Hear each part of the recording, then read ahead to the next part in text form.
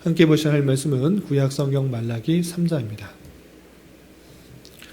오늘 12월 29일 말라기 3장을 읽는 날인데 3장은 18절까지 좀 길게 되어 있어서 다 읽지는 않고요.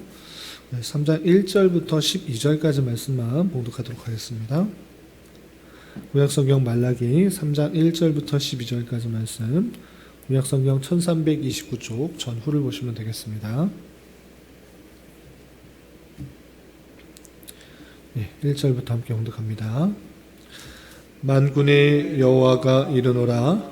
보라, 내가 내 사자를 보내리니 그가 내 앞에서 길을 준비할 것이요 또 너희가 구하는 바 주가 갑자기 그의 성전에 임하리니 곧 너희가 사모하는 바 언약의 사자가 임하실 것이라. 그가 임하신 날을 누가 능히 당하여 그가 탄하는 때에 누가 능히 서리요. 그는 금을 연단하는 자의 불과 표백하는 자의 잿물과 같을 것이라. 그가 은을 연단하여 깨끗하게 하는 자같이 앉아서 레위 자손을 깨끗하게 하되 금, 은같이 그들을 연단하리니 그들이 공의로운 제물을 나 여호와께 바칠 것이라. 그때 유다와 예루살렘의 봉헌물이 옛날과 고대와 같이 나 여호와께 기쁨이 되려니와 내가 심판하러 너희에게 임할 것이라. 점치는 자에게와 간음하는 자에게와 거짓 맹세하는 자에게와 품꾼의 삭스에 대하여 억울하게 하며 과부와 고아를 압제하며 나그네를 억울하게 하며 나를 경외하지 아니하는 자들에게 속히 증언하리라. 만군의 여호와가 말하였느니라. 나 여호와는 변하지 아니하나니 그러므로 야곱의 자손들아 너희가 소멸되지 아니하느니라. 만군의 여호와가 이르노라. 너희 조상들의 날로부터 너희가 나의 규례를 떠나 지키지 아니하였도다. 그런즉 내게 돌아오라. 그리하면 나도 너희에게 돌아가리라 하였더니 너희가 이르기를 우리가 어떻게 하여야 돌아가리까 하는도다. 사람이 어찌 하나님의 것을 도둑질하겠느냐? 그러나 너희는 나의 것을 도둑질하고도 말하기를 우리가 어떻게 주의 것을 도둑질하였나이까 하는도다. 이는 곧 11조와 봉헌물이라. 너희 곧 온 나라가 나의 것을 도둑질하였으므로 너희가 저주를 받았느니라. 만군의 여호와가 이르노라. 너희의 온전한 11조를 창고에 들여 나의 집에 양식이 있게 하고 그것으로 나를 시험하여 내가 하늘 문을 열고 너희에게 복을 쌓을 곳이 없도록 붙지 아니하나 보라. 만군의 여호와가 이르노라. 내가 너희를 위하여 메뚜기를 금하여 너희 토지 소산을 먹어 없애지 못하게 하며 너희 밭에 포도나무가 열매가 기한 전에 떨어지지 않게 하리니 너희 땅이 아름다워짐으로 모든 이방인들이 너희를 복되다 하리라. 만군의 여호와의 말이니라. 아멘. 네, 감사합니다. 오늘 말씀 읽기 본문은 말라기 3장입니다. 우리가 계속해서 살펴본 것과 같이 말라기 선지자가 활동하는 때는 이스라엘 백성들이 포로에서 되돌아와서 성전도 재건하고 또 성벽도 완공한 이유이지만 그들이 신앙생활을 계속할 때 하나님께서 오시라는 그 약속들이 더디게 느껴져서 이제 수십 년이 지나고 한참 오랜 시간이 되자 그들의 신앙생활이 다시 형식과 습관에 빠지게 되었기 때문에 말라기 선지자를 통해서 하나님께서 그들의 죄악들을 경고하는 그런 내용들로 되어 있다라고 교훈받았던 것입니다. 특별히 어제 읽었던 2장에서는 제사장들의 죄악과 유다인들의 죄악들을 하나하나 열거하면서 그들이 형식과 습관에 남은 신앙생활의 모습들이 있었기 때문에 하나님께서 그들의 죄를 지적하는 말씀들로 되어 있는 것을 살펴볼 수 있었습니다.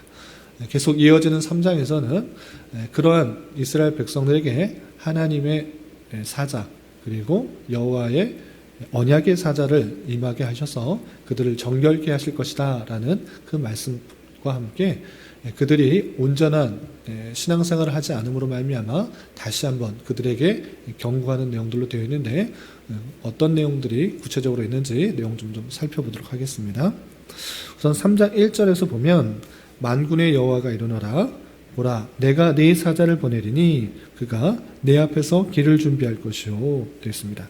그래서 네 사자 하나님의 사자를 보내준다라고 했는데 그 사자가 하는 일이 무엇인가라고 할 때는 내 앞에서 길을 준비할 것이다 그랬습니다.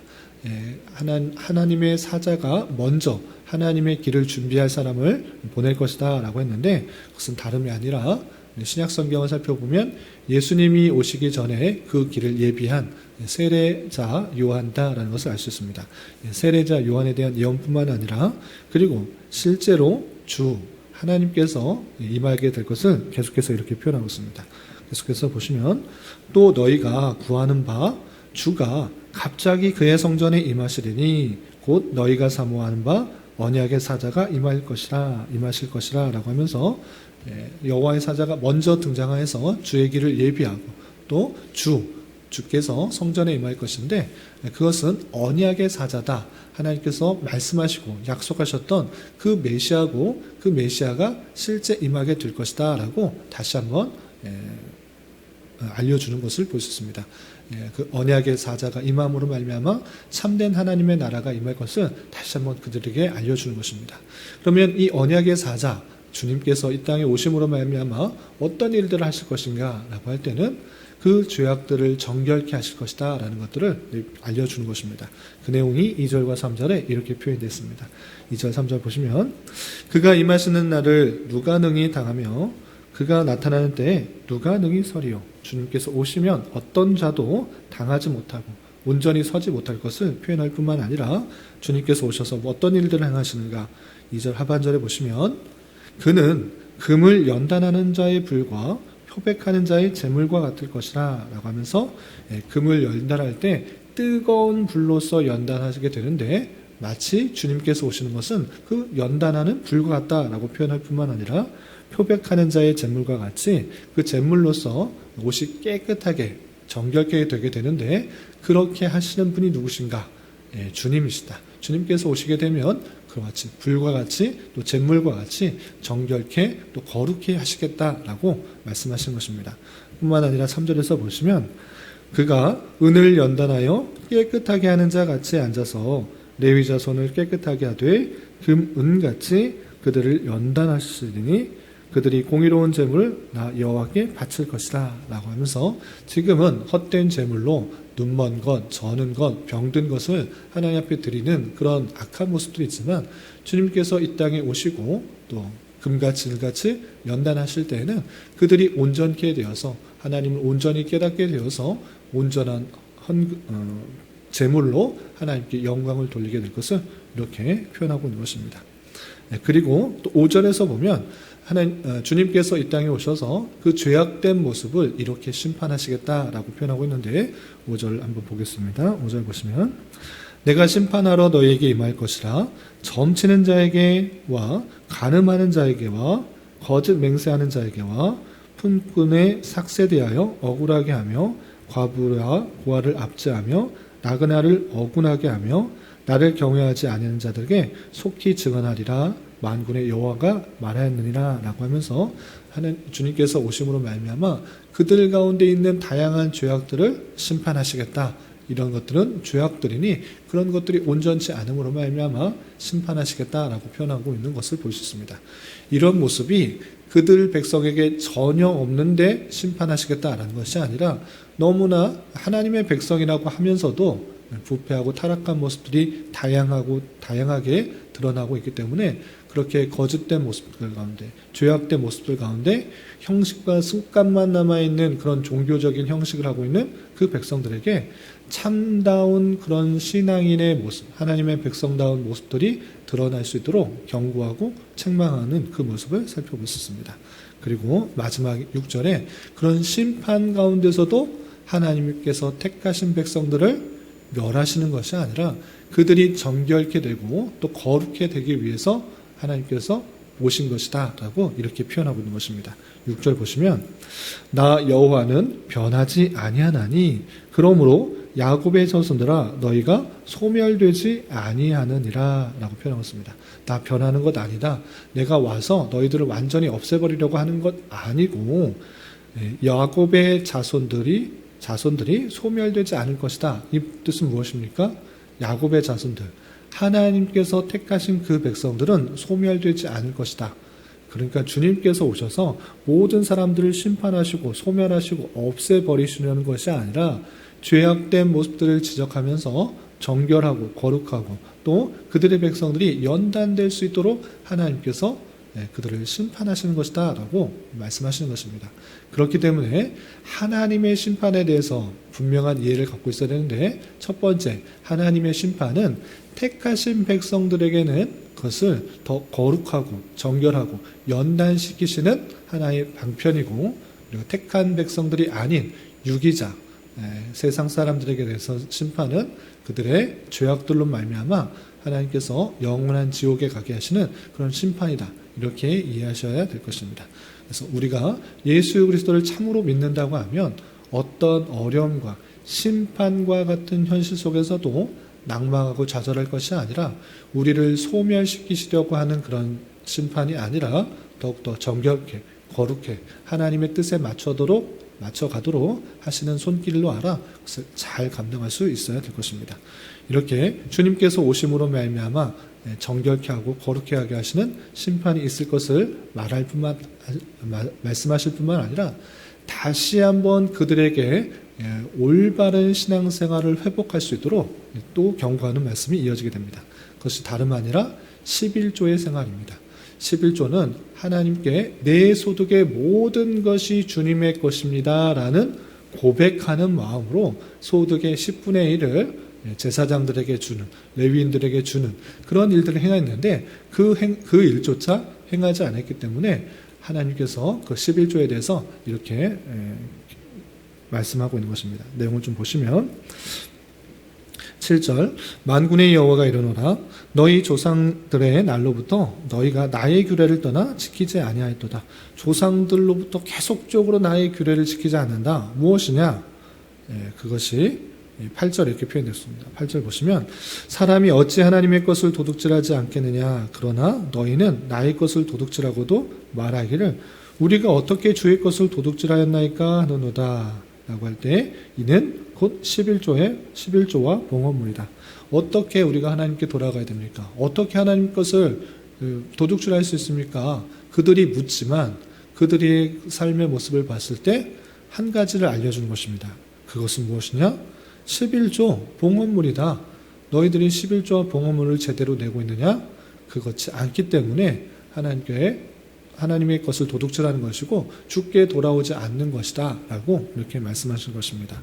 그러므로 말미암아 어떤 일들이 있었는가? 9절 보면 너희 곧 온 나라가 나의 것을 도둑질하였으므로 너희가 저주를 받았느니라. 나의 것, 이 11조는 하나님의 것이라 해서 구별하여 드리도록 하였는데 그것을 도둑질하였으므로 너희들이 저주를 받은 것이다 라고 표현하고 있습니다. 그렇다면 온전한 11조를 드리면 어떻게 하는가? 라고 할 때 10절에 이렇게 표현되고 있습니다. 10절 보시면 만군의 여호와가 이르노라 너희의 온전한 11조를 창고에 들여 나의 집에 양식이 있게 하고 그것으로 나를 시험하여 내가 하늘문을 열고 너희에게 복을 쌓을 것이 없도록 붙지 아니하나 보라 라고 표현하고 있습니다. 온전한 11조를 드릴 때 하나님께서 다시 한번 그들에게 복을 쌓을 곳이 없도록 붙지 아니하나 보라라고 하면서 그들에게 복을 주실 것을 이렇게 표현하고 있는 것입니다. 그런데 여기서 좀 오해하지 말아야 될 것은 11조를 안 드렸기 때문에 복을 못 받았다. 저주를 받았다. 그러므로 11조만 내면 복을 받는가? 이 구절만 떼어서 적용하는 것은 상당히 조심스러운 것입니다. 그러니까 하나님 앞에 복을 받으려면 온전한 11조만 내면 복을 받는 그런 구절로서 이해해야 되는 것입니까? 그것은 문맥을 전혀 이해하지 않고 한 절만 띄어서 적용하는 것입니다. 여기서 지금 계속적으로 이스라엘 백성들에게 지적되는 죄악은 무엇입니까? 형식과 습관에 따른 그런 종교 생활이지 11조만 잘못한 것이 아닙니다. 11조만 제대로 드리지 않은 것이 아니라 결혼을 하는 문제에 있어서나 이웃을 사랑하는 문제에 있어서나 또 약한 자, 가난한 자, 고아에게 대하는 문제에 있어서나 어느 것 하나 하나님의 뜻에 합당하게 행하지 않았던 것입니다. 그런 삶이 있는데 그런 삶의 중심에 있어서 정말 하나님을 인정하고 하나님을 고백하는 자의 모습으로서 하나를 알려준 것입니다. 그러니까 11조를 꼭 드리면 복받는다, 이런 기계적인 논리로서 이 문제를 받아들일 것이 아니라 너희가 신앙의 문제에 있어서 11조를 하나의 예를 들어서 11조를 드리는 그 모습을 통해서 너가 하나님을 얼마나 생각하고 하나님을 중심으로 살아가는 모습들이 회복될 때 하나님께서 이 모든 것들에 있어서 복을 더하여 주신다, 이렇게 생각해야 될 것입니다. 그래서 기계적으로 나는 내 멋대로 막 살아가는데 하나님 뜻과 상관없이 막 살아가는데 그냥 내 소득의 11조만 하나님께 드리면 하나님께 복받는다, 이것을 기계적으로 그냥 문자 그대로 이 절만 띄어서 이해할 것이 아니라 그 전반적인 하나님의 뜻대로 살아가려는 모습들이 11조의 삶으로 드러난다, 이렇게 이해해야 될 것입니다. 그러므로 말미암아 진실된 하나님의 마음에 합당한 삶을 살아가는 그런 표지로서 11조, 소득의 10분의 1은 하나님의 것으로 구별하여 드릴 때 하나님께서 그 모습들이 정말 이 삶의 전반적으로 드러났기 때문에 하나님께서 귀하게 여겨서 복을 너에게 허락하시겠다, 이렇게 생각해야 될 것입니다. 그리고 한 가지 더 11조에 대해서 첨가적으로 말씀드리자면 10분의 1은 하나님의 것이고 10분의 9는 나의 것, 이것으로 생각하는 것이 아닙니다. 11조의 정신은 모든 것이 하나님의 것이니 그것을 고백하는 의미로서 10분의 1을 드리는 것이고 나머지 10분의 9도 하나님의 뜻에 맞춰도록 쓰도록 사용하도록 하는 것입니다. 이웃을 도와주는데, 나그네와 고아와 가부를 도와주는데 그 내가 갖고 있는 것들을 사용하도록 하나님께서 주신 것이다 생각하면서 이웃을 사랑하는 모습으로 써야 되는 것입니다. 내 유익과 내 만족과 나의 평안만을 위해서 사용하는 것이 아니라 하나님의 뜻대로 사용하는 것이 소득에 대해서 잘 사용하는 것이다, 이렇게 생각할 수 있어야 될 것입니다. 그리고 계속해서 그들의 죄악된 모습들, 형식과 습관에 나와서 하나님 앞에 하나님 뜻대로 사는 것은 어리석은 것이다, 하나님의 뜻대로 사는 것은 괴로움만 더하는 것이다, 그렇게 사는 것이 아니라 내 생각과 내 뜻대로 더 평안과 즐거움과 만족을 위해서 사는 것이 마땅하다라고 그렇게 생각하는 그런 백성들에게 하나님께서 또 이렇게 말씀하시는 것을 볼 수 있습니다. 13절에 보시면 여호와가 이르노라 너희가 완악한 말로 나를 대적하고도 이르기를 우리가 무슨 말로 주를 대적하였나이까 하노도다 라고 표현했습니다. 계속적으로 형식과 습관에 따른 그런 종교적인 형식, 나를 대적하는 것인데 우리가 언제 대적했습니까? 라고 표현하고 있습니다. 그러니까 내가 행하는 행동, 그것이 하나님을 대적하는지 전혀 모르고 있는 것입니다. 그럼 구체적으로 어떻게 표현하는가? 14절, 이는 너희가 말하기를 하나님을 섬기는 것이 헛되니, 하나님을 섬기는 것이 헛되다라고 말하고 있습니다. 만군의 여호와 앞에서 그 명령을 지키며 슬프게 행하는 것이 무엇이 유익하리요? 라고 표현하고 있습니다. 심지어 이런 표현까지 하는 것입니다. 하나님 섬기는 것 헛되다. 하나님 앞에서 명령 지키는 것, 윤리에 지키는 것, 그렇게 어리석게 살아가는 것은 무엇이 유익하냐라고 그렇게 은연중에 드러나고 있는 것입니다. 오히려 어떻게 되느냐? 15절, 우리는 교만한 자가 복되다, 악을 행하는 자가 번성하다, 하나님을 시험하는 자가 화를 면한다 하노라 라고 표현하고 있습니다. 오히려 하나님의 말씀대로 사는 것은 얼마나 어리석은가. 남들처럼 또 떳떳하게 교만하게 자신을 드러내며 자신의 유익을 추구하며 그렇게 사는 것이 훨씬 더 복되고 잘 사는 것이다. 그런 자가 더 번성하는 것이다. 내 힘과 내 능력과 남의 것을 착취하고 빼앗고 약한 사람을 밟아 누르고 그렇게 하는 것이 훨씬 더 번성된다라고 말하는 사람들이 이스라엘 백성이 되었다라는 것입니다. 하나님을 섬기는 것, 하나님의 명령을 지키는 것, 슬프게 행하는 것, 무엇이 유익하리요? 라고 하면서 형식과 습관을 남고 실제는 세상 사람들과 똑같이 사는 모습들이 드러나며 우리는 하나님 대적한 점 없습니다.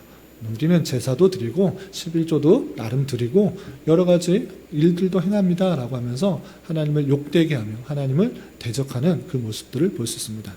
그러한 모습이 있을진데 하나님께서 그 모습 가운데 선악 가운데 그들을 판단하셔서 그를 심판하시겠다라는 그 말씀들을 계속적으로 하는 모습을 볼 수 있습니다.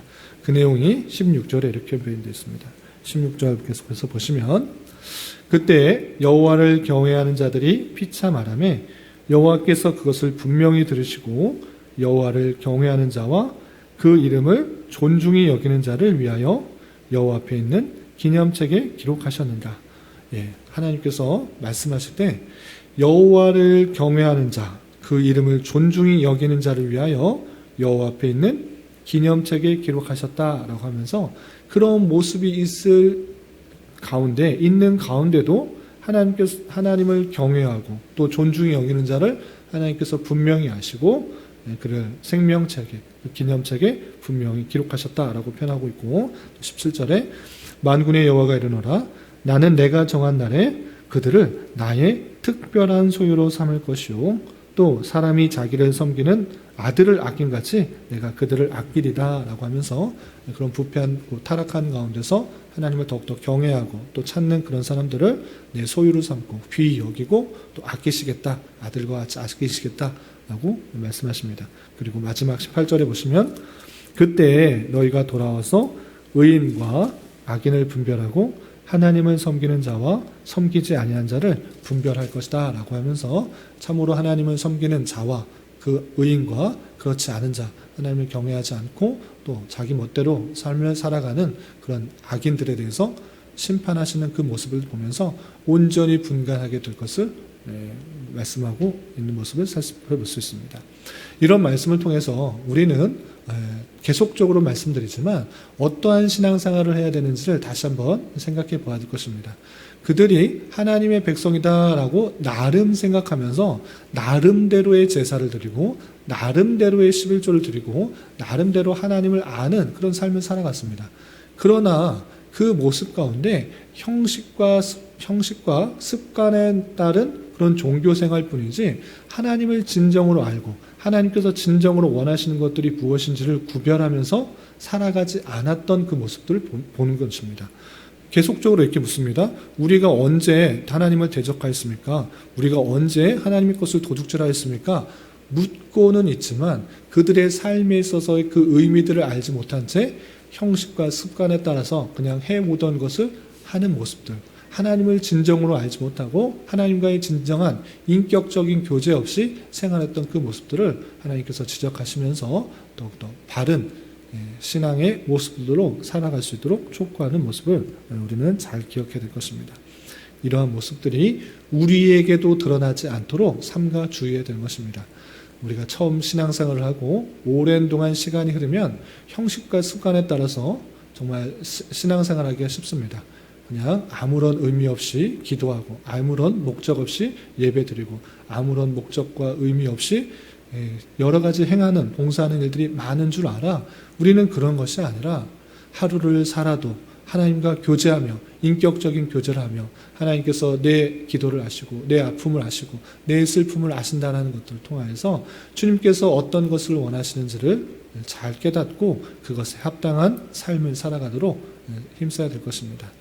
오늘 하루 살아가실 때 또 남은 한평생 살아가실 때 주님께서 원하시는 것들을 잘 분별하여서 또 하나님과의 인격적인 교제 가운데 또 신앙의 성숙과 성장을 이룰 수 있는 저와 여러분이 되시기를 주님의 이름으로 부탁을 드립니다. 기도하겠습니다. 하나님 아버지 감사합니다. 오늘 말씀을 통해서 메시아의 오심과 하나님을 섬기는 것에 대한 참된 내용 없이 형식만 있는 유대인들의 죄악들에 대하여 살펴보았습니다. 이런 말씀을 대하는 자로서 내가 행하는 여러 가지 종교적인 일뿐만 아니라 매일매일 만나게 되는 삶의 현장에 있어서 날마다 주님과 인격적인 교제 가운데 주님께 받은 사랑에 대하여 감사함으로 이웃을 사랑하는 마음으로 살아가고 있는지 되돌아보게 하여 주시고 하나님을 더욱더 경외하며 그 말씀에 순종하며 하나님을 기쁘시게 하며 살아가는 자 되게 하여 주시옵소서. 주님, 한 해를 마무리하는 한 주간입니다. 좋지 않은 기억과 죄악들은 다 정리하며 버리게 하여 주시고 새로운 마음으로 힘있게 내년을 준비하며 맞이할 수 있도록 인도하여 주시옵소서. 주님, 교회 내 육체의 질병과 연약함으로 병원에 도움을 받는 손길들이 있사오니 주님 지켜주시고 건강하게 잘 치유되고 회복되게 하여 주시며 직장과 사업장의 문제로 가족의 전도와 학업을 위해 또한 말할 수 없는 여러 가지 어려움들로 인하여 주님께 간절히 부르짖며 나아가는 여러 지체들이 있사오니 주님 그들과 함께 하여 주시고 그들의 기도 응답해 주시사 우리의 기대와 바람보다 훨씬 더 풍성한 것으로 채워주시는 하나님을 깊이 경험할 수 있는 교회 되도록 인도하여 주시옵소서.